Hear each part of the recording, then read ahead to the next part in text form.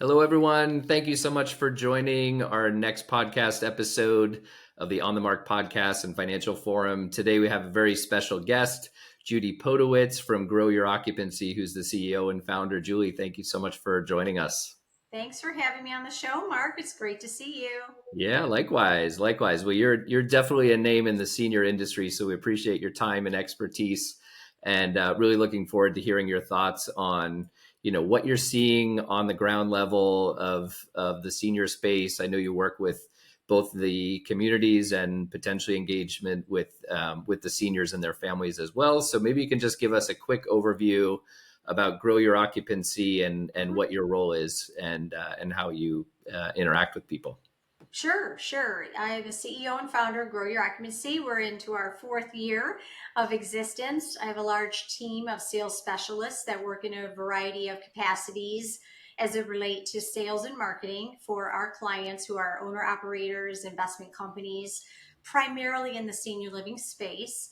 And like you said, Mark, we have the great fortune, first of all, to have such great talent on the team. We are every day.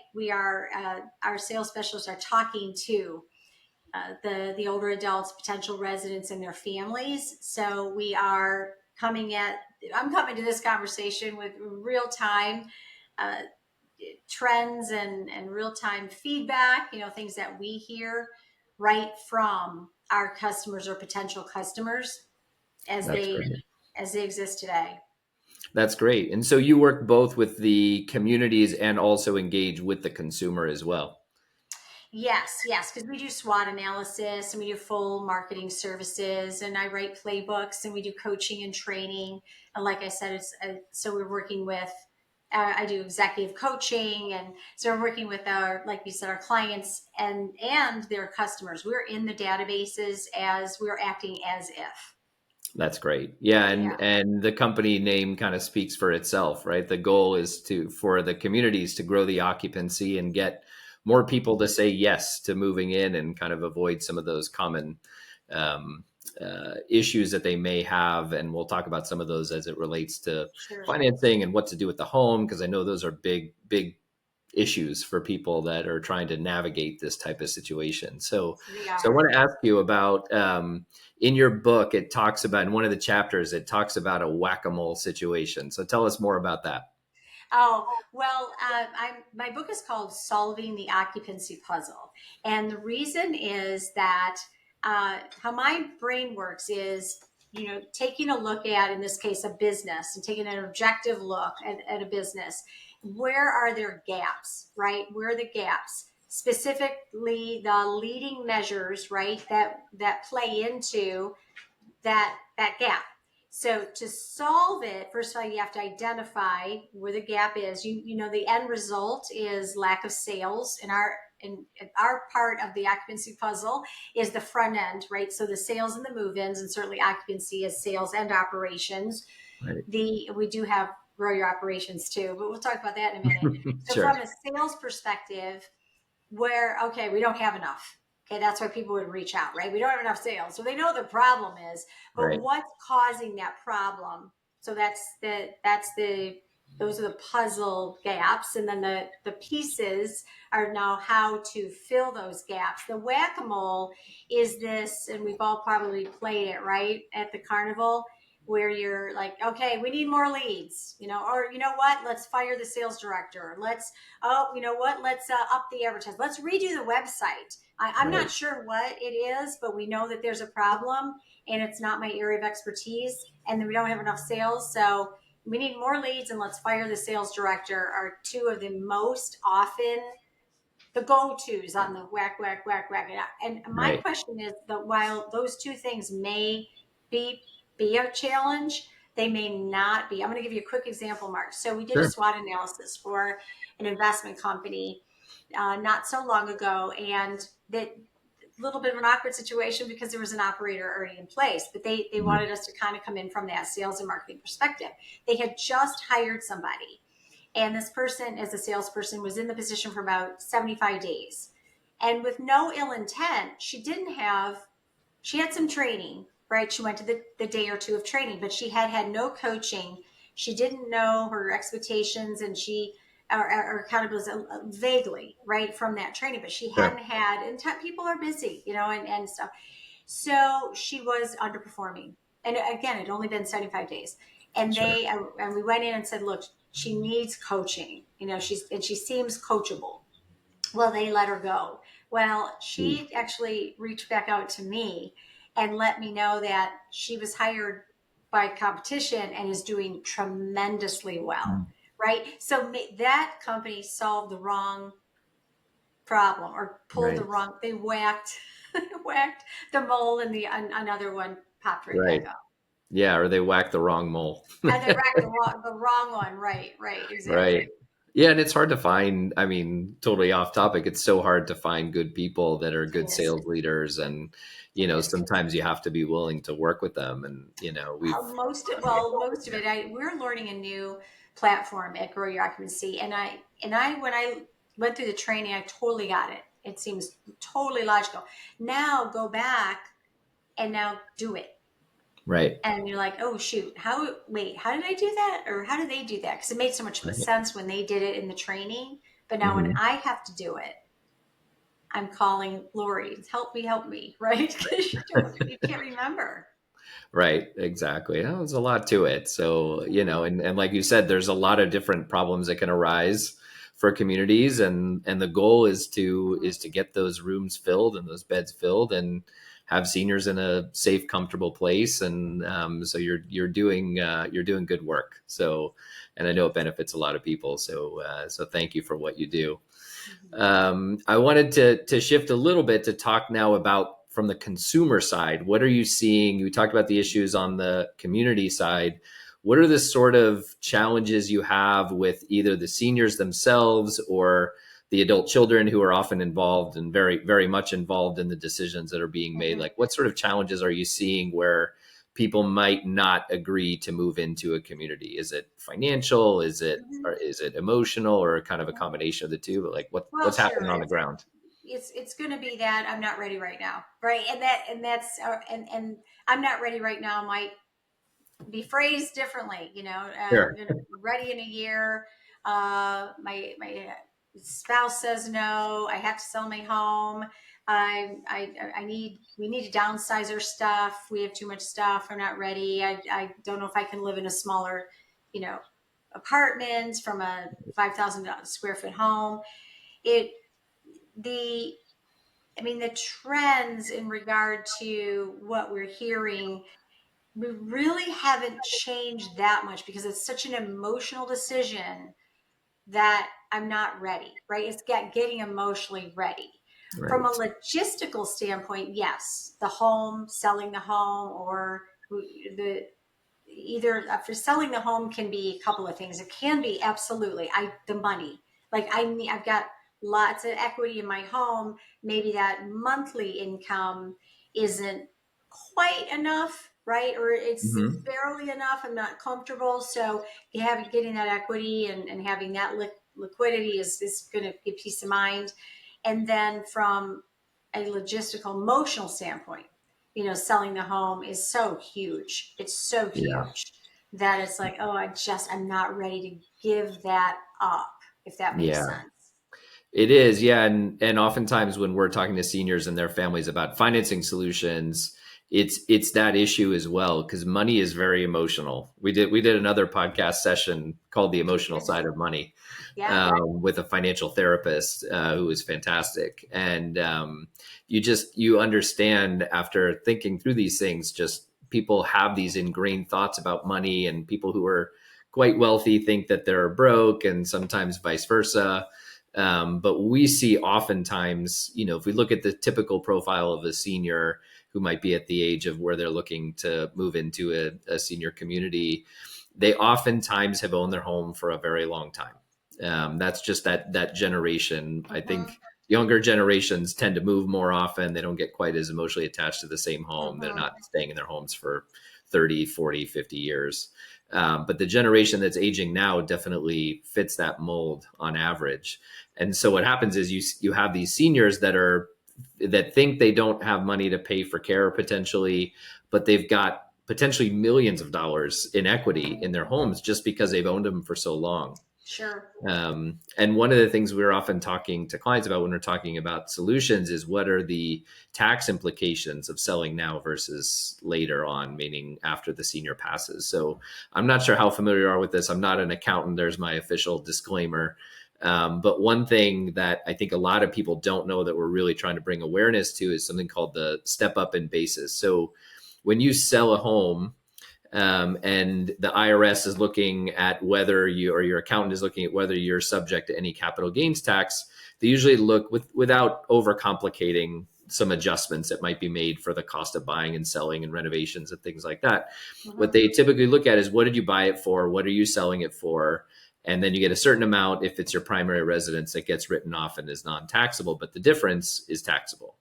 The beautiful thing about the step up in basis is that if you sell the home after the senior passes or the couple passes, what happens is the government or the IRS now increases, theoretically, if the property value is increased, increases the basis at which they compare to your sale price, as the basis is the price you quote unquote acquired it for. It now becomes based on the date of death. So if your property has appreciated, you bought it for 100,000 and now it's worth 2 million, you could be subject to a huge capital gains tax if you sell the property anyway up until the day before the senior passes. But if you sell it Mm-hmm. the day after, you would be potentially subject to no capital gains tax at all. It could Mm-hmm. be hundreds of thousands of dollars of savings. Sure. So some Sure. of the products that we offer to try to help seniors through these decisions is to actually keep the home. Be mindful of the tax implications, talk to a tax advisor to see how this particular calculation applies to you.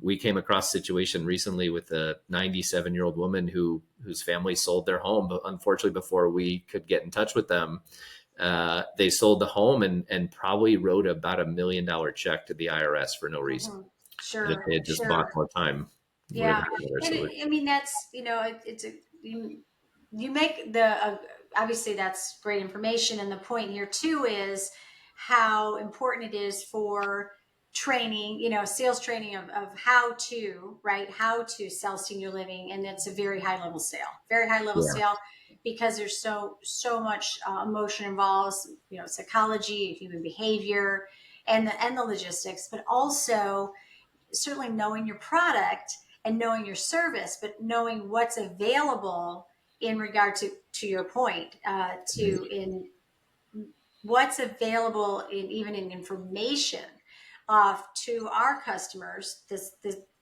the potential residents and their families, right? That hmm, are, it will help them aid in what's the best decision for them. right, Yeah, exactly. And sometimes it just comes down to buying them more time, whether it be that they're just not emotionally ready to let go of their home, or right. maybe they want to try assisted living, but they're not 100% sure they're fully committed to it and they want to kind of try it out. So the last thing you want to do in that case is sell your home, because then you don't have the option for home care Sure. if assisted living isn't for you Mhm. as a family. And I'm sure the dynamics of the adult children probably play into that as well. I'd love to get your opinion on that. Are they Oh, usually sure. helping the situation? Are they muddying the waters and making it more complicated? Because I Mhm. know sometimes you have families who are like, I want that house, Sure. eventually. So Mhm. what do you see on the ground as far as the adult children's involvement? What we see now is more of them. Okay, so Yeah. there's more influencers, blended families, it, and.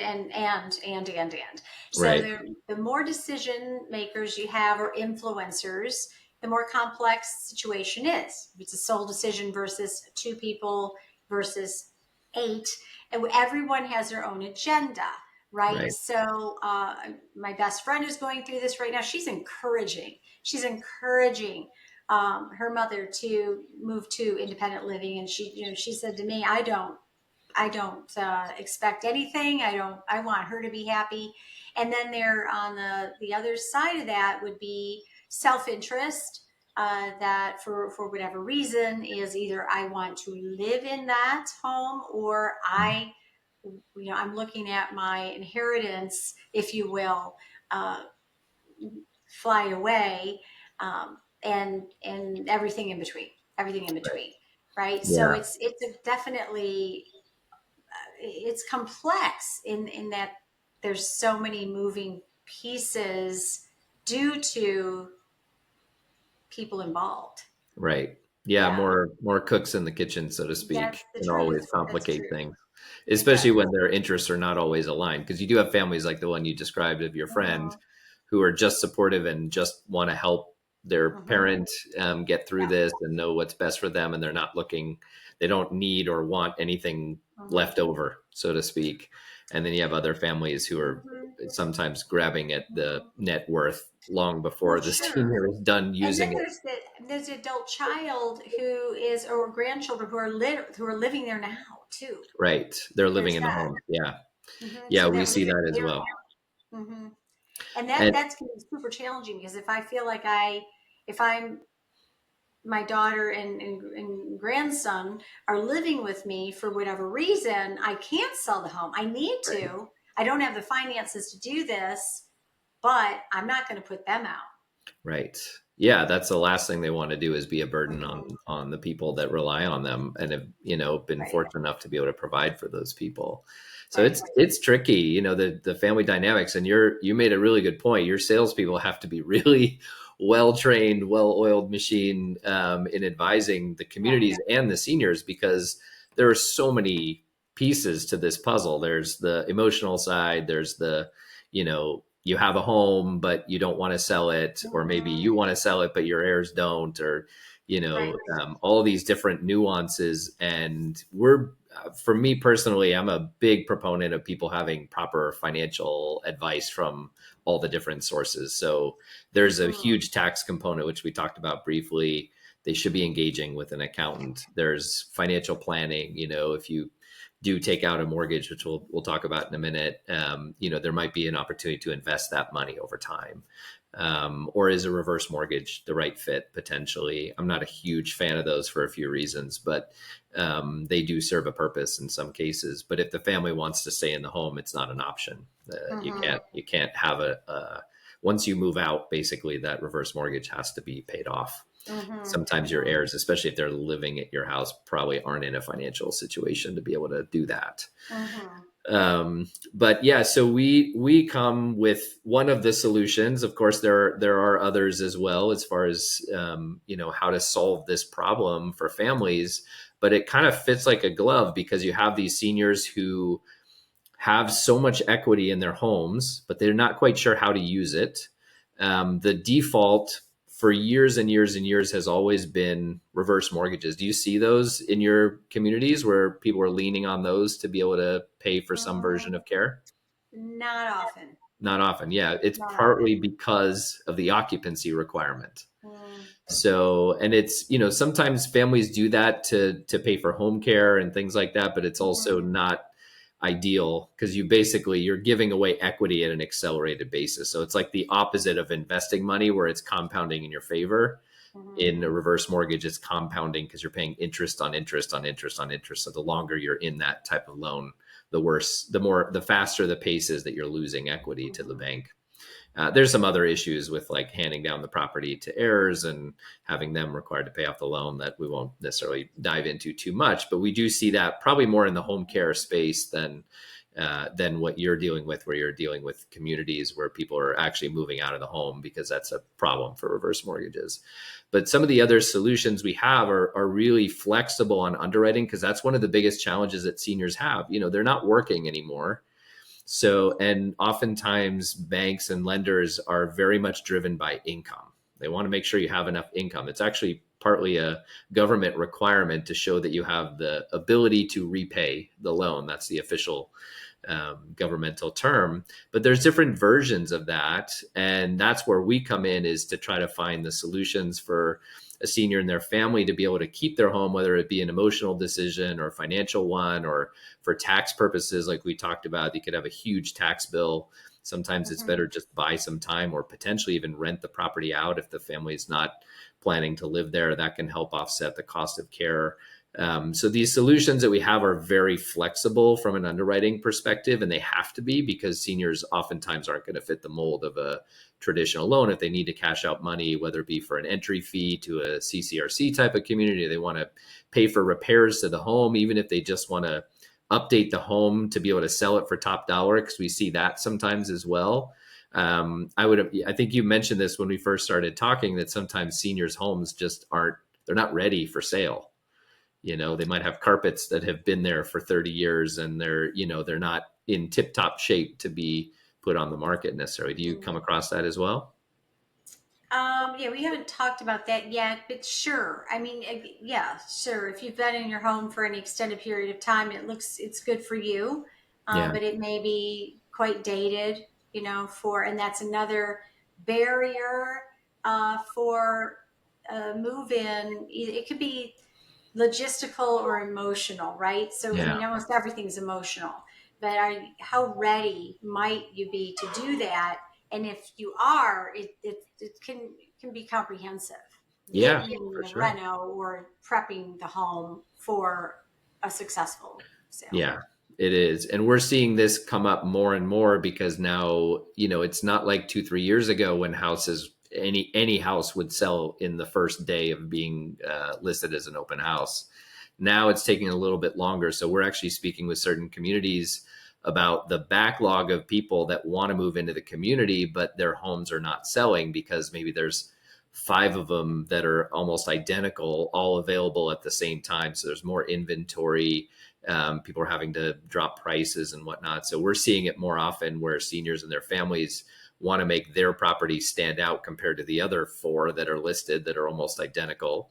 And so they're actually using bridge financing that we can provide to help them update the homes to try to make it more attractive to be sold, or to cover the costs if they move into senior living in the meantime. But our goal is to find all these creative solutions to either solve the problem of helping the senior and their family keep the home. Maybe they just don't want to make those two major transitions at once, where they're moving into senior living and adjusting to that new stage of life, but also just having this strong emotional attachment. Maybe it's where they raise their kids or their grandkids, and they just can't fathom doing both of those transitions at the same time. It's just a lot to take on. So we see that often, and just people thinking that they don't have options, but it's really just a matter of knowing who to talk to and how to, listen to a client's situation and try to, prepare a financing solution that can help solve all of their needs, and then also looking at the tax implications and financial implications of how long can they afford to pay for the care. And sometimes that involves selling the home, sometimes it doesn't. But that's kind of where we fall in, is providing those financing solutions for some version of a mortgage. And there's lots of different versions of that we try to tailor to the client's needs, but to be able to facilitate their ability to pay for the care, whether it be maybe they have a shortfall in long-term care insurance and Social Security, that those things combined aren't going to be enough to pay for that. Is that an objection that you often hear? It's just, I can't afford it. I don't have the money, the income Well, to pay I for it. can't afford it is there again. Our job as sales directors or salespeople, counselors in sales period, it's to learn about our customer. Like you said, a lot of listening, a lot of empathy, discovery, right? And discovery Mm-hmm. and really making a connection. And I can't afford it if it's literally there's a gap and there's that the person's really not a customer, right? There's just no assets, there's no resources or not enough resources, right? So our sales directors will refer or try to refer, right, to a solution or potential solution for that customer. Right. I can't afford it can also mean I don't want to afford it. I Right. don't want Yeah. to do this, and that's another reason why selling senior living is so challenging, is because people need us, they don't want us. Right. So you're coming to us with, or coming to calling a community or reaching out on the web with a need, an absolute need. Either it's um, a nudge or an urgency, but I don't really want to do it, right? Right. So that's part of the skill of a sales director is to really tell me more about that, right? To understand that with that might be a phrase that's used for either a stall tactic or a, oh, this is uncomfortable. I really I don't want to dig into my resources because it's Right. uncomfortable. Yeah, it is. And oftentimes, the I can't afford it is the easy answer, but there's way more to that. That's like the cover of the issues, not necessarily what's on the inside of it. But yeah, we often see these challenges too, and that's where the home can be really valuable. Is yes, you might not have enough in long-term care insurance if you have a plan at all, or your Social Security, or required minimum distributions, or whatever it may be. There may not be enough to where you think you can afford it, but that's where all that equity that you may have built up in your home over the course of 10, 20, 30, 40, 50 years can now be put to use if you're being creative with how to do it. So that's the solution that we can provide to help grow your occupancy, help your communities, and also help the seniors, because it should be, when this really works, and it really works well, it's a win for everyone involved. It's a win for the senior. It's a win for the family. Maybe they get to keep the home that they really didn't want to sell. The community has greater occupancy, which is the goal on their side, and of the sales directors, and people like yourself. We can provide a financing solution for them to be able to do all this, but also make sure that they're being mindful of the tax implications and the financial implications of, okay, let's say you cash out a lump sum of money, you can now invest that money and let that grow over time. So that's where the financial advisement typically comes in. If a family doesn't have one, we'll often refer one that they can talk to, even just on a consulting one-off basis. But there's so many factors in this, and obviously every senior situation is different. But having these financing solutions, in your experience, knowing what you know now from our conversation, do you think these things would be helpful to the communities and the seniors? Well, any resource that can be provided to a customer to help them facilitate, like I mentioned before, making this decision with no kind of outward barrier is hard enough. And it's because it's such an emotionally driven decision.